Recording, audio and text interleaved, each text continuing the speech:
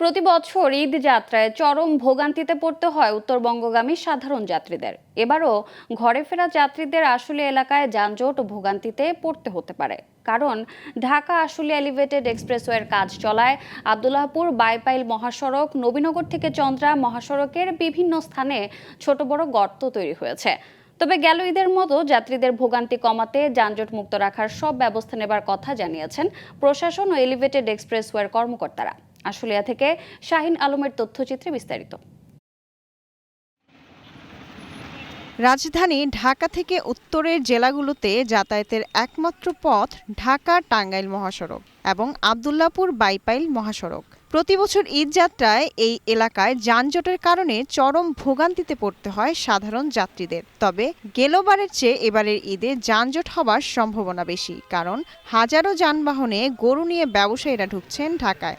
আর যাত্রীবাহী সাধারণ যানবাহন রাজধানী ছাড়বে একই মহাসড়ক দিয়ে। কিন্তু এলিভেটেড এক্সপ্রেসওয়ের কাজ চলায় সরু রাস্তায় যানজটের সম্ভাবনা বেশি। তবে সঠিক পদক্ষেপ নিয়ে প্রশাসন যানজট মুক্ত রাখবে পুরো এলাকা, এমন প্রত্যাশা যাত্রী ও পরিবহন শ্রমিকদের।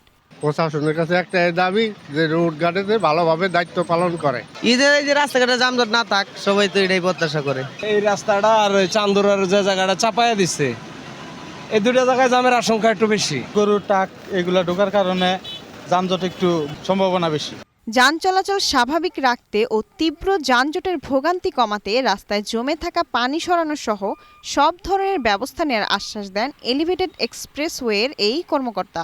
রাস্তার জন্য গাড়ি আটকে গেছে এরকম হবে না, আর পানি ঠানি যেখানে হবে সেখানে আমরা আমাদের লোকজন থাকবে, পাম্প থাকবে, যতদূর সময় আমরা পানি আউট করে দেবো যাতে গাড়িগুলো চলতে আসবে। এদিকে ঈদে উত্তরবঙ্গের ঘরমুখী মানুষের ঈদযাত্রা নির্বিঘ্ন করতে সড়ক ও জনপদের সাথে আলোচনার মাধ্যমে শিগগির ব্যবস্থা নেবার কথা জানান প্রশাসনের এই কর্মকর্তা। বিভিন্ন স্থানে আপনি জানেন যে এলিভেটেড এক্সপ্রেসওয়ের কারণে পাইলিং এর কাজ চলছে, রাস্তাটি গভীর গর্ত করেছে। তো আমরা তাদের সাথেও কথা বলেছি, সমন্বয় করেছি। আমরা তাদেরকে অনুরোধ করেছি যেন রাস্তাটি যতটা সম্ভব ঠিক করে আমাদেরকে যেন গাড়ি চলাচলের উপযুক্ত পরিস্থিতি তৈরি করে দেয়। Global television news desk.